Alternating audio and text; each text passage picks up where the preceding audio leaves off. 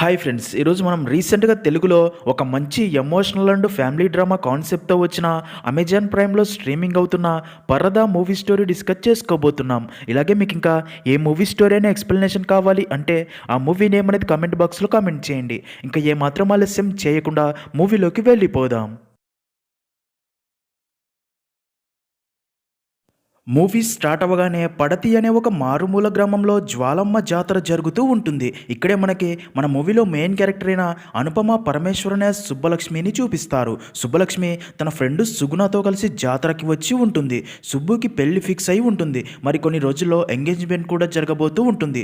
సుబ్బు అమ్మ చనిపోయి ఉంటుంది. ఇంకా తన ఫాదర్ సుబ్బుని చాలా ప్రేమగా చూసుకుంటూ ఉంటాడు. సుబ్బు ఫాదర్ అదే ఊర్లో పరదాలు అమ్ముతూ జీవిస్తూ ఉంటాడు. అయితే ఆ ఊర్లో వయసు వచ్చిన అమ్మాయిల నుండి ముసలి మహిళల దాకా అందరూ తమ ఫేస్ మరొకరికి కనిపించకుండా పరదాలు వేసుకుంటూ ఉంటారు. అసలు ఆ ఊర్లోని మహిళలు పరదాలు ఎందుకు వేసుకోవాల్సి వచ్చిందో తెలియడానికి ఒక బ్యాక్ స్టోరీ ఉంటుంది. అది ఏంటి అంటే, పూర్వం అదే ఊర్లో జ్వాలాంబిక అనే వీరనారి ఉండేది. ఒకరోజు తన శిష్యురాళ్ళకి విలువిద్యలు నేర్పిస్తూ ఉండగా ఒక పాము వచ్చి ఒక శిష్యురాల్ని కాటు వేయడంతో నిండు గర్భిణి అయినా సరే జ్వాలాంబిక ఆ అమ్మాయిని కాపాడాలి అని వైద్యుని దగ్గరికి తీసుకెళ్లి కాపాడుతుంది. ఇంకా అలా జ్వాలాంబిక గుర్రంపై తిరిగి వస్తూ ఉండగా నలుగురు దుష్టులు కామంతో నిండు గర్భిణి అయిన జ్వాలమ్మపై దౌర్జన్యం చేయబోగా గర్భంతో ఉన్నా సరే వారితో వీరోచితంగా పోరాడుతుంది. కానీ ఆ నలుగురు కోపంతో జ్వాలమ్మని సజీవ దహనం చెయ్యాలి అని తనకి నిప్పు అంటించగా ప్రాణాలు పోతున్నా సరే అదే నిప్పుతో వారిని తగలబెట్టి చంపి జ్వాలమ్మ అక్కడే ఉన్న ఆ ఊరి బావిలోకి దూకేసి చనిపోతుంది. దాంతో నిండు గర్భిణి అయిన జ్వాలమ్మ మరణం అప్పటి నుండి ఆ ఊరికి శాపంగా మారి అప్పటి నుండి ఆ ఊరిలోని మహిళలు గర్భిణీలు అవుతూ ఉంటారు. కానీ పుట్టిన ఒక్క బిడ్డ కూడా బ్రతకదు. దాంతో ఆ ఊరి వారికి ఏం చేయాలో అర్థం కాక ప్రాయశ్చిత్తం కోసం ఆ ఊరి ప్రజలు జ్వాలమ్మకి గుడి కట్టి పూజలు చేస్తూ ఉండగా అప్పుడే ఎటు నుంచో ఎగురుకుంటూ వచ్చి జ్వాలమ్మ విగ్రహం ముఖంపై వాలింది ఒక పరద. అది చూసిన ఊరి వాళ్ళు అది జ్వాలమ్మ పంపిన రక్షణ కవచంగా భావించి ఆ రోజు నుండి ఆ ఊరి ఆడవారు తమని తాము పరదాలతో కప్పుకోవడం మొదలు పెడతారు. ఆ ఊరి ఆడవారు ఈడు వచ్చినప్పటి నుండి కాటికి పోయేదాకా అన్న, తమ్ముడు, భర్త, తండ్రికి తప్ప వేరే మగవారికి తమ మొహం చూపించకూడదు అని జ్వాలమ్మ ముందు ఒట్టు పెట్టుకుంటారు. అలా సరిగ్గా 9 నెలల తర్వాత ఆ ఊరిలో మళ్ళీ పసిబిడ్డ జన్మిస్తుంది. అలా అప్పటి నుండి ఆ ఊరి శాపం పోయి ఊరు పిల్లా పాపలతో చల్లగా ఉంటుంది. అందుకే సంవత్సరానికి ఒకసారి ఇలా జ్వాలమ్మ జాతర చేస్తూ జ్వాలమ్మ ముందు ఆ నలుగురి దృష్టిలో దిష్టి బొమ్మలు తగలబెడుతూ జ్వాలమ్మ కోపాన్ని శాంతపరుస్తూ ఉంటారు. జాతరలో ఆ ఊరి ఆడపిల్లలకి ఆ పరదాల వెనుక ఉన్న కథని తోలుబొమ్మల ద్వారా కథ రూపంలో అర్థమయ్యేలా చెప్తూ ఉంటారు. ఇంకా మాట తప్పి ఎవరైనా సరే పరదా తీసినా అలాంటి సమయంలో వారి మొహం పరాయి మగాడు చూసినా అలాంటి వారిని జ్వాలమ్మ బలి కోరుతుంది అని, తను చనిపోయిన అదే బావిలో పరదా తీసి తప్పు చేసిన వారు ఆత్మాహుతి చేసుకుని జ్వాలమ్మ కోపాన్ని చల్లార్చాలి అని, అలా చేయకపోతే ఈ గ్రామంలో మళ్ళీ జననం అనేదే ఉండదు అని నమ్ముతూ ఉంటారు. సీన్ కట్ చేస్తే ఒకరోజు సుబ్బు అండ్ తన ఫ్రెండ్ సుగుణ కాలేజ్ నుండి ఇంటికి వచ్చేటప్పుడు బలంగా గాలులు వేయడంతో సుబ్బు వేసుకున్న పరదా గాలికి లేచిపోతుంది. దాంతో సుబ్బు ఫుల్గా భయపడిపోయి మళ్ళీ ఆ పరదాని తీసుకుని తన ఫేస్కి కప్పుకుంటుంది. అయితే పరదా తన ఫేస్ నుండి లేచిపోయినప్పుడు తన ఫేస్ని ఎవరైనా చూసారేమో అని ఫుల్గా భయపడిపోయి అదే విషయం సుగుణాకి చెప్పగా దానికి సుగుణ అక్కడ ఎవ్వరూ లేరు కదా, ఎవరూ చూసి ఉండరులే అని ధైర్యం చెప్తుంది. ఇంకా అలా ఇంటికి వచ్చిన సుబ్బు తన ఫాదర్తో ఎంగేజ్మెంట్కి అందరినీ పిలిచావా నాన్న అని అడగ్గా దానికి తన ఫాదర్ పిలిచాను అంటాడు. దానికి సుబ్బు మరి రత్న అత్తని పిలిచావా అని అడగ్గా దానికి తను అరే మర్చిపోయానమ్మా అంటాడు. దాంతో సుబ్బు రత్న అత్త లేకపోతే నేను ఈ ఎంగేజ్మెంటే చేసుకోను, ముందు తనని పిలువు అని చెప్పడంతో సుబ్బు ఫాదర్ రత్నాకి ఫోన్ చేసి విషయం చెప్తాడు. ఇక్కడే మనకు తెలిసే విషయం ఏంటంటే సుబ్బుకి అదే ఊరి ప్రెసిడెంట్ కొడుకైన రాజేష్తో పెళ్లి ఫిక్స్ అయి ఉంటుంది. ఇంకా సుబ్బు అండ్ రాజేష్ పెళ్ళయ్యేదాకా రాజేష్ సుబ్బు మొహం చూడకూడదు కాబట్టి ఇద్దరు అప్పుడప్పుడు ఒకరి ఫేస్ మరొకరు చూసుకోకుండా ఒక సీక్రెట్ ప్లేస్లో కలిసి మాట్లాడుకుంటూ ఉంటారు. ఇక్కడే మనకు తెలిసే మరొక విషయం ఏంటంటే రాజేష్ అండ్ సుబ్బు ఇద్దరు చిన్నప్పటి నుండే ఇష్టపడి ఉంటారు. మరో పక్క రత్న తన భర్తతో సుబ్బలక్ష్మి ఎంగేజ్మెంట్ గురించి చెప్పి సుజాత నా చైల్డ్హుడ్ ఫ్రెండ్ అండి, తను చనిపోయాక సుబ్బలక్ష్మిని నన్నే జాగ్రత్తగా చూసుకోమని మరీ చెప్పింది, మనం తప్పకుండా పడతికి వెళ్దామనగా దానికి తన భర్త మొదట వద్దు పెళ్లికి వెళ్దాంలే అంటాడు. కానీ రత్న రిక్వెస్ట్ చేయడంతో నువ్వు ఒక్కదానివే వెళ్ళిరా, నాకు ఆఫీస్ ఉంది, పిల్లకి ఎగ్జామ్స్ ఉన్నాయి కదా అని చెప్తాడు. మరో పక్క అదే ఊరిలోని సిరి అనే అమ్మాయి తన ఫ్రెండ్స్ బయట ఆడుకుంటూ ఉండడం చూసి తను కూడా బయటికి వెళ్ళాలి అని చూడగా తన అమ్మ తనని ఆపి నువ్వు ఆల్రెడీ పెద్దదానివయ్యావు, రేపే నీ పరదా ఫంక్షన్, ఇక మీదట నువ్వు పరదా లేకుండా బయటికి వెళ్ళకూడదు అని సీరియస్ సీరియస్ అవ్వగా అక్కడే ఉన్న ప్రెగ్నెంట్ అయిన సిరి యొక్క స్రవంతి తనతో నాకు నెలలు నిండాయి, నువ్వు ఇప్పుడు బయటికి వెళ్ళి అది ఎవరైనా నిన్ను చూస్తే జరిగేది నీ పరదా ఫంక్షన్ కాదు, నీ ఆత్మాహుతి, ఈ 2 రోజులు మా మాట విను అంటుంది. ఇంకా అదే రోజు సాయంత్రం సుబ్బు అండ్ రాజేష్ తమ సీక్రెట్ ప్లేస్లో కలిసి తమ ఎంగేజ్మెంట్కి ఇంకా 3 రోజులు మాత్రమే ఉన్నాయని మాట్లాడుకుంటారు. అప్పుడే సుబ్బు రాజేష్కి ఎస్ లెటర్ ఉన్న లాకెట్ తనకి ఇచ్చి అక్కడ నుండి వెళ్ళిపోతుంది. సీన్ కట్ చేస్తే అలా సిరి పరదా ఫంక్షన్కి సుబ్బు కూడా వెళ్తుంది. అదే ఫంక్షన్కి రాజేష్ కూడా వస్తాడు. నిజానికి సుబ్బు అండ్ రాజేష్ చిన్నప్పటి నుండి ఇష్టపడుతూ ఉంటారు. అయితే ఆ ఊరి పద్ధతి ప్రకారం సుబ్బుకి వయసు రాగానే తనకి పరదా వేసి అప్పటి నుండి తను పరాయి మగవాడి మొహం చూడకూడదు అని చెప్తారు. దాంతో ఇద్దరు పెళ్లి చేసుకోవాలని అప్పుడే ఫిక్స్ అయి ఉంటారు. ఇంకా అలా సుబ్బు అండ్ రాజేష్ల ఎంగేజ్మెంట్ రోజు రాజేష్ ఫ్యామిలీ సుబ్బు ఇంటికి వస్తారు. సుబ్బు అండ్ రాజేష్ ఇంకా తమ పెళ్లి ఫిక్స్ అయ్యిందని చాలా హ్యాపీగా ఫీల్ అవుతారు. అలా 2 ఫ్యామిలీస్ వాళ్ళు తాంబూలాలు మార్చుకుంటూ ఉండగా ఇక్కడే అదిరిపోయే ట్విస్ట్ ఏంటంటే అప్పుడే సిటీలో ఉండే రాజేష్ అన్నయ్య రాఘవ అక్కడికి వచ్చి వారికి ఒక మ్యాగజైన్ బుక్ చూపిస్తాడు. అది చూసిన అక్కడి వారందరూ ఒక్కసారిగా షాక్ అవుతారు. ఎందుకు అంటే ఆ మ్యాగజైన్ ఫ్రంట్ పేజ్లో సుబ్బు ఫోటో ఉంటుంది. దాంతో రాజేష్ ఫాదర్ అండ్ ఆ ఊరి పెద్దలు అందరూ కూడా కోపంతో సుబ్బలక్ష్మి ఊరి ఆచారాలు పద్ధతులు నాశనం చేసిందని, మన ఊరి పద్ధతి ప్రకారం మహిళలు తమ మొహాన్ని పరదాతో కప్పుకోవాలి, కానీ సుబ్బు ఏకంగా తన ఫోటోని ఒక మ్యాగజైన్ పై వచ్చేలా చేసింది. దీనివల్ల జ్వాలమ్మకి కోపం వస్తుంది, ఊరికి శాపం మళ్ళీ పట్టుకుంటుంది.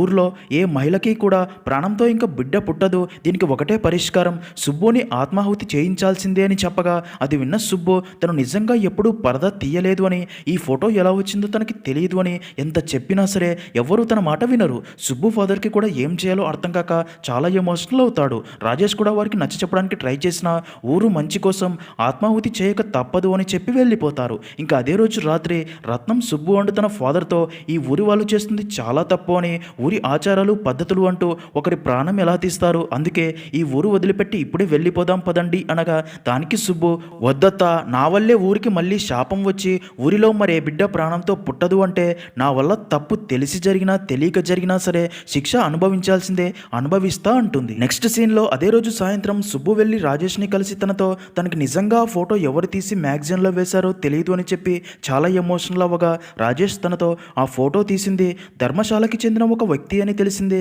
తనని కలిసి నువ్వు కావాలని ఆ ఫోటో దిగలేదు అన్న నిజం తనతోనే చెప్పిద్దాం, కానీ తన ఫోన్ ఇప్పుడు వర్క్ చేయటం లేదు, త్వరలోనే తనని కాంటాక్ట్ అవుతా అని ధైర్యం చెప్పగా సుబ్బు రాజేష్ని హగ్ చేసుకుని ఎమోషనల్ అవుతుంది. ఇంకా ఆదివారం అమావాస్య రోజు ఆ ఊరి ఆచారాలు పద్ధతుల ప్రకారం సుబ్బుని ఊరి వాళ్ళందరూ కలిసి ఆత్మాహుతి చేయించాలి అని ఆ ఊరి బావి దగ్గరికి తీసుకుని వెళ్తారు. అది చూస్తున్న Subbu father Ratnam and Rajesh చాలా బాధపడుతూ ఉంటారు. అప్పుడే సుబ్బు తను తెలిసి ఏ తప్పు చేయలేదు అని ఊరి వాళ్ళకి చెప్తుంది, కానీ ఊరి పెద్దలు మాత్రం తన చేతులు కట్టేసి బావిలోకి దూకమని చెప్పగా సుబ్బు బావిలోకి దూకేస్తుంది. అయితే అప్పుడే మరో పక్క జ్వాలమ్మ గుడి దగ్గర ఉన్న దీపం ఆరిపోయి విపరీతమైన గాలులు వీస్తాయి. దాంతో అది చూసిన ఊరి పెద్దలు దీపం ఆరిపోయింది అంటే వారు చేస్తుంది తప్పు అని, అమ్మవారు ఆగ్రహించారు అని వెంటనే మళ్ళీ సుబ్బుని బావి నుండి బయటికి తీస్తారు. అయితే ఊర్లోని కొంతమంది మాత్రం ఆత్మాహుతి ఆగితే ఊరికి శాపం తగులుతుంది అనగా మరికొందరు సుబ్బు తెలిసి తప్పు చేయలేదు అని, అందుకే ఆత్మాహుతి ఆపడానికే అమ్మవారు ఆగ్రహించింది అని చెప్తారు.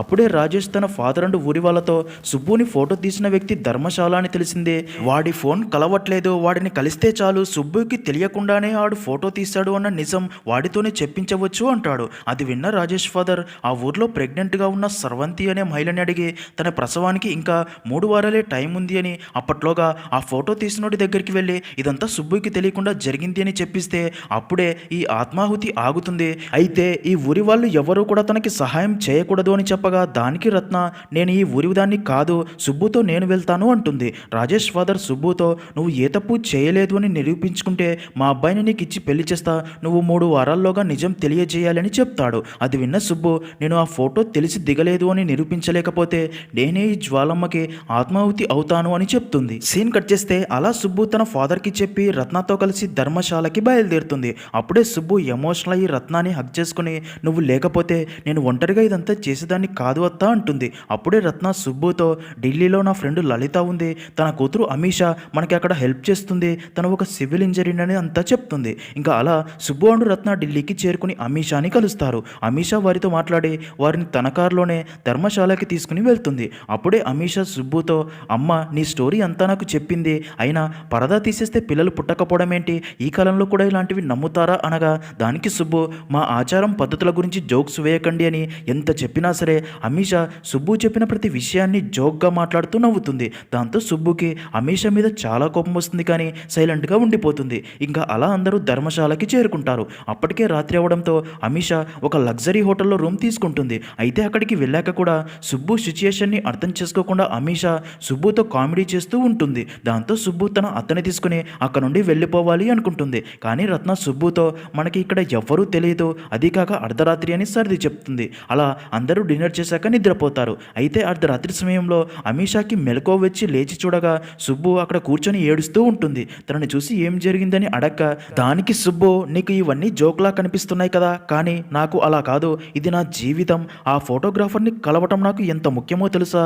నా కోసం ఊర్లో మా నాన్న, గర్భిణి అయిన స్రవంతి యొక్క రాజేష్ అందరూ ఎదురు చూస్తున్నారు. నేను నీలాగా ప్రశాంతంగా ఉండలేను, అర్థం చేసుకో అని చెప్పి ఎమోషనల్ అవుతుంది. అదంతా విన్న అమీషా కూడా సుబ్బు పరిస్థితిని అర్థం చేసుకుని తనకి ధైర్యం చెప్పి రేపు ఉదయమే ఆ ఫోటోగ్రాఫర్ అడ్రస్కి వెళ్దామని చెప్పడంతో సుబ్బు అండ్ రత్న హ్యాపీగా ఫీల్ అవుతారు. నెక్స్ట్ సీన్లో మరుసటి రోజు ఉదయం కారులో అందరూ ఫోటోగ్రాఫర్ అడ్రస్కి బయలుదేరుతారు. అలా వెళ్తుండగా మార్గమధ్యంలో ల్యాండ్ స్లైడ్ జరిగి వెహికల్స్ అన్ని రోడ్డుపై ఆగిపోయి ఉంటాయి. అమీషా కారు ఆపి ముందుకు వెళ్ళి చూస్తూ ఉండగా అప్పుడే సుబ్బు ఫోటోగ్రాఫర్ ఫోన్కి కాల్ చేయగా కాల్ కనెక్ట్ అవుతుంది. ఫోటోగ్రాఫర్ కాల్ లిఫ్ట్ చేసి మాట్లాడతాడు. అయితే సుబ్బుకి తన భాష రాక అమీషాని అక్కడికి పిలిచి తనకి ఫోన్ ఇవ్వగా అప్పటికే కాల్ కట్ అయి ఉంటుంది. అమీషా తనకి మళ్ళీ ఫోన్ చేసినా సరే కాల్ కనెక్ట్ అవ్వదు. దాంతో సుబ్బు సాడ్గా అవ్వగా అమీషా తనతో నువ్వేం బాధపడకు, ఆ ఫోటోగ్రాఫర్కి నేను విషయమంతా మెసేజ్ రూపంలో పంపుతానులే అని ధైర్యం చెప్తుంది. ఇంకా అప్పుడే వారికి ఆ ల్యాండ్ స్లైడ్ క్లియర్ అవ్వడానికి 3 రోజులు పడుతుంది అని తెలియడంతో అక్కడే ఉన్న కొంతమంది ట్రావెలర్స్తో కలిసి అక్కడికి దగ్గరలోని ఊరిలో స్టే చేయాలని వెళ్తారు. ఇంకా ట్రావెలర్స్లో నారాయణ అనే వ్యక్తి కూడా ఉంటాడు. తనకి తన కూతురు చెప్పింది అని ట్రావెలింగ్ చేయాలి అని ట్రావెలర్స్తో పాటు వచ్చి ఉంటాడు. అలా అందరూ అక్కడి ప్లేస్లన్నీ తిరిగి చూస్తూ అక్కడే హిమాలయన్ హోమ్ స్టేలో ఉంటారు. మరో పక్క రాజేష్కి తన ఫాదర్ మరొక పెళ్లి సంబంధం చూడగా రాజేష్ తనతో సుబ్బు తప్పు చేయలేదు అని నిరూపిస్తే మా ఇద్దరికి పెళ్లి చేస్తా అని చెప్పావు కదా నాన్న, సుబ్బు తప్పకుండా నిరూపిస్తుంది అనగా దానికి తన ఫాదర్ నువ్వు నమ్ముతున్నట్లు తను ఫోటో దిగకపోయినా కానీ నీ ఫ్రెండ్స్, బంధువులు అందరూ దాని ముఖం చూసేశారా, ఊర్లో పూజారి దగ్గర నుండి గొర్రెలు కాసుకునేవాడిదాకా అందరూ దాని మొహం చూశారు, అలాంటి పిల్లని ఎలా పెళ్లి చేసుకుంటావు చెప్పు అనగా అది విన్న రాజేష్ కూడా ఆలోచనలో పడతాడు. ఇంకా అదే రోజు రాత్రి రాజేష్ సుబ్బు గురించి ఆలోచిస్తూ రైల్వే స్టేషన్లో వెళ్తూ ఉండగా అక్కడే ఒక షాప్లో సుబ్బు కవర్ ఫోటోతో ఉన్న మ్యాగజైన్ని చూస్తాడు. కొంతమంది అదే మ్యాగజైన్ కొనుక్కొని సుబ్బు ఫేస్ని తాకుతున్నట్లు చూసి కోపంతో రగిలిపోతాడు. మరోపక్క ఊరి నుండి స్రవంతి సుబ్బుకి ఫోన్ చేసి నాకెందుకో భయంగా ఉంది సుబ్బు, నాకు ఏదో కీడు జరగబోతుంది అనిపిస్తుంది, నా కడుపులోని బిడ్డకి ఏమైనా అయితే నేను బ్రతకలేను, నువ్వు ఎక్కడ ఉన్నావు, ఆ ఫోటోగ్రాఫర్ని కలిసావా అని అడిగి ఎమోషనల్ అవ్వగా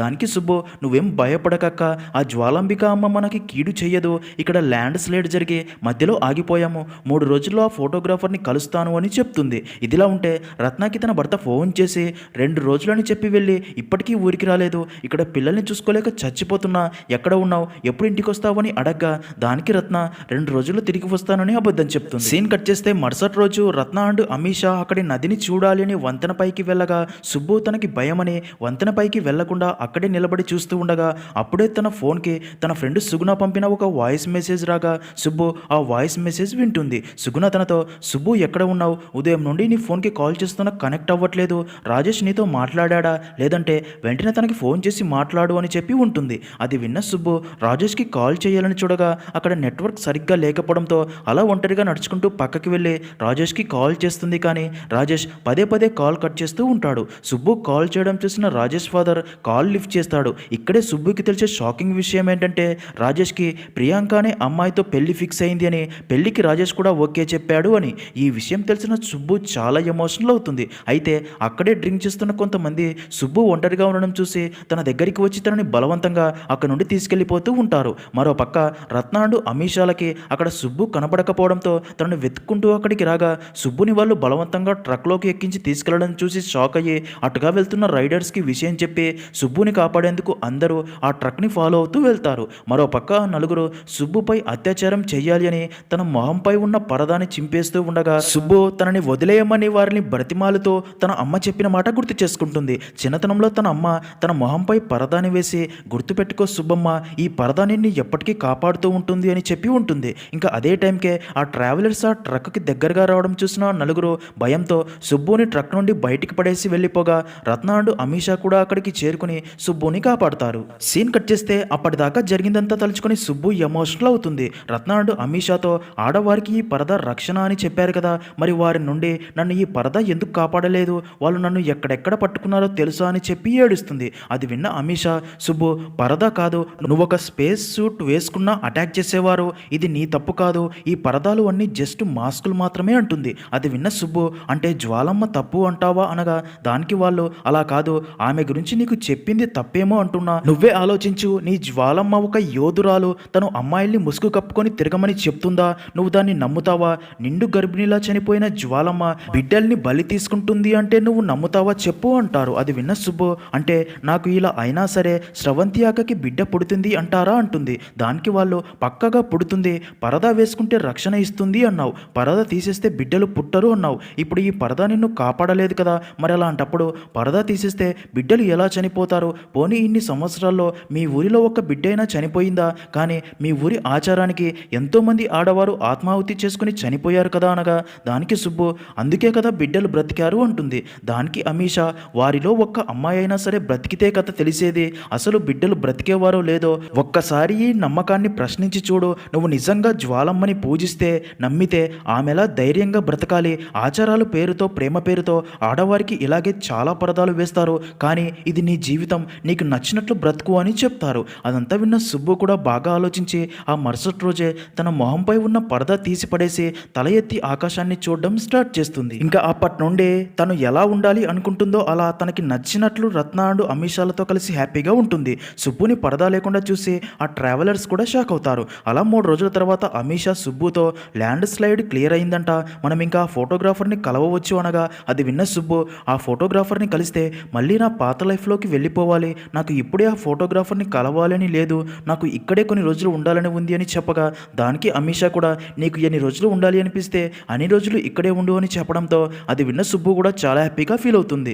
సుబ్బు తన లైఫ్లో ఉద్యోగం చేయాలి అని, తమ ఊర్లో ఎప్పటికైనా పరదా లేకుండా తిరగాలి అని తన బుక్లో రాసుకుంటుంది. ఇంకా అదే టైంకే అమీషా మెసేజ్ చూసిన ఆ ఫోటోగ్రాఫర్ వారికి ఒక వీడియో మెసేజ్ పంపుతాడు. తను ఆ వీడియోలో తను ఒక వైల్డ్ లైఫ్ ఫోటోగ్రాఫర్ అని, తను సౌత్ ఇండియాలో తిరుగుతున్నప్పుడు మొదటిసారి సుబ్బుని చూసి తనని అడగకుండా ఫోటో తీశాను, కానీ దానివల్ల ఆ అమ్మాయి లైఫ్ ఇంత సఫర్ అవుతుందని అనుకోలేదు, తన పర్మిషన్ లేకుండా ఫోటో తీసినందుకు సారీ, ఇదే విషయం ఎక్కడికి వచ్చి చెప్పమన్నా చెప్తాను అని చెప్పి ఉంటాడు. ఆ వీడియో చూసిన సుబ్బు రత్నతో, మనం ఇక్కడికి వచ్చిన పని పూర్తయిందత్త, ఇక మనం ఇక్కడ ఉండడానికి కారణం కూడా లేదు అని చెప్పడంతో వారికి మరో దారి లేక అక్కడ నుండి వెళ్ళిపోవాలి అనుకుంటారు. నెక్స్ట్ సీన్లో అలా ముగ్గురు కార్లో వెళ్తూ ఉండగా అప్పుడే మరొక కార్లో వస్తున్న వ్యక్తి, అది ఘాట్ రోడ్ అయినా సరే అమీషా కార్ని ఓవర్టేక్ చేసి ముందుకు వెళ్ళాలని చూస్తాడు. దాంతో అమీషాకి చాలా కోపం వచ్చి తనే ఈ రేస్లో గెలవాలి అని ర్యాష్ డ్రైవింగ్ చేస్తూ మరి ఆ రేస్లో గెలుస్తుంది. కానీ ఆ స్పీడ్ చూసి సుబ్బు భయపడిపోగా రత్న భయంతో స్లో కోల్పోతుంది. దాంతో అమీషా అండ్ సుబ్బు భయపడిపోగా అక్కడే ఉన్న ఒక ఆర్మీ ఆఫీసర్ వారికి హెల్ప్ చేసి రత్నాకి స్లో రాగానే వారిని రెస్ట్ తీసుకోమని అక్కడే ఒక రూమ్ చూపిస్తుంది. ఇంకా రత్నాకి అలా అవ్వడానికి కారణం అమీషా అని సుబ్బు అమీషాపై సీరియస్ అయ్యి, ఆ జీప్ రేస్లో గెలవకపోతే ఈ ప్రపంచం ఏమైనా ఆగిపోతుందా, అయినా ప్రతి దాంట్లో మగవారితో పోటీ ఏంటి నీకు, ఇప్పుడు రేస్లో వాడిపై గెలిచావు కదా, సంతోషంగా ఉన్నావా అనగా దానికి అమీషా, అవును చాలా సంతోషంగా ఉంది, రత్న ఆంటీకి అలా అయిందని నాకు బాధగా ఉంది, కానీ ఒక మగాడిపై గెలిచినందుకు చాలా హ్యాపీగా ఉంది, ఎందుకో తెలుసా, 8 సంవత్సరాలుగా నేను పనిచేసే కంపెనీ కోసం మగవారితో పోటీ పడి మరి హార్డ్ వర్క్ చేశాను, ఆ కంపెనీలో టాప్ పొజిషన్కి వెళ్ళాలి అని, కానీ అంత కష్టపడినా సరే చివరికి అమ్మాయి ఇంత పెద్ద కంపెనీని హ్యాండిల్ చేయలేదు అని, నాకంటే తక్కువ పర్ఫార్మెన్స్ ఉన్న ఒక మగవాడికి ఆ పొజిషన్ ఇచ్చారు, అందుకే నేను మగవారు నాతో పోటీ పడాలని చూస్తే నేను ఎంత రిస్క్ చేసైనా సరే వారిపై గెలిచి తీరాలి అని ట్రై చేస్తాను అని చెప్పి కొంచెం ఎమోషనల్ అవుతుంది. అది విన్న సుబ్బు కూడా అమీషా అని అర్థం చేసుకుంటుంది. ఇదిలా ఉంటే మరో పక్క రత్న భర్త పిల్లల్ని చూసుకోలేక వారిపై కోపడుతూ కొడతాడు.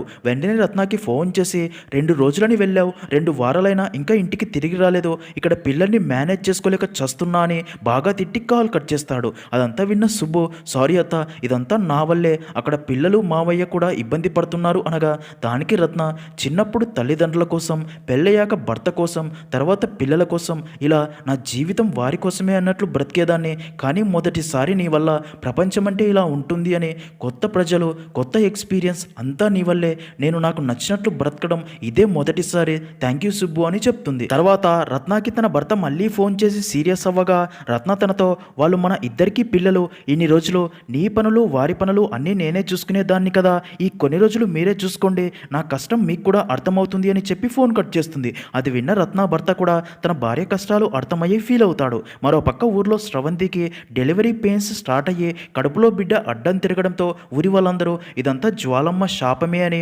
ఊరికి మళ్ళీ శాపం పట్టుకుంది అని వెంటనే సుబ్బు ఫాదర్తో సుబ్బుకి ఫోన్ చేయించి స్రవంతి కడుపులోని బిడ్డ అడ్డం తిరిగింది, ఊరికి జ్వాలమ్మ శాపం మళ్ళీ మొదలైంది, ఇంకా నిజ నిజాలతో మాకు సంబంధం లేదు, నువ్వు సాయంత్రంలోగా ఊరికి వచ్చి ఆత్మాహుతి చేసుకుని జ్వాలమ్మ కోపం చల్లార్చాలి, లేదంటే మీ నాన్నని చంపేస్తామని చెప్తారు. అది విన్న సుబ్బు బాగా ఆలోచించి అదే రోజు సాయంత్రం రత్న అండ్ అమీషాలతో ఊరికి చేరుకుంటుంది. అయితే సుబ్బు ఊర్లోకి పరదా లేకుండా నడుచుకుంటూ వెళ్ళాలని ఫిక్స్ అయ్యి అదే విషయం వారికి చెప్పగా దానికి రత్న, నువ్వు పరదా లేకుండా ఊర్లోకి వెళ్తే వీళ్ళు నిన్ను చంపేస్తారు అనగా దానికి సుబ్బు, మీరే చెప్పారు కదా అత్త ప్రశ్నించమని, ఒకవేళ వీళ్ళ ఆచారం నిజమయ్యి ఆ బిడ్డకి ఏమైనా అయితే వెంటనే నేనే వెళ్ళి ఆత్మాహుతి చేసుకుంటాను, కానీ ఒకవేళ వీళ్ళ ఆచారం అబద్ధమని తెలిస్తే ఈ ఊర్లో అమ్మాయిలందరూ ఇక మీదట పరదా లేకుండా తిరుగుతారు, నా ఊరి ఆడవారి కోసం నేను ఇది చేయక తప్పదు అని అలా సుబ్బు పరదా లేకుండా ఊర్లోకి నడుచుకుంటూ వెళ్తుంది. అది చూసిన ఊరి వాళ్ళందరూ షాక్ అవుతారు. మరోపక్క ఊరి పెద్దలకి ఈ విషయం తెలిసి కోపంతో తన దగ్గరికి బయలుదేరుతారు. మరోపక్క స్రవంతి పెయిన్స్ భరించలేక స్లో కోల్పోతుంది. దాంతో స్రవంతి భర్త అండ్ అక్కడి వాళ్ళు జ్వాలమ్మ శాపం వల్లే ఇలా జరిగిందని, స్రవంతి భర్త కోపంతో సుబ్బుని చంపాలి అని రాయి తీసుకుని తన దగ్గరికి బయలుదేరుతాడు. ఇంకా సుబ్బు ఫాదర్ సుబ్బుని కొట్టి తనపై పరదా వేయగా సుబ్బు దాన్ని తీసిపడేస్తుంది. ఇంకా స్రవంతి భర్త సుబ్బుపై రాయితో అటాక్ చేయబోగా అప్పుడే స్రవంతికి స్లో వచ్చి డెలివరీ అయ్యి పాప పుడుతుంది.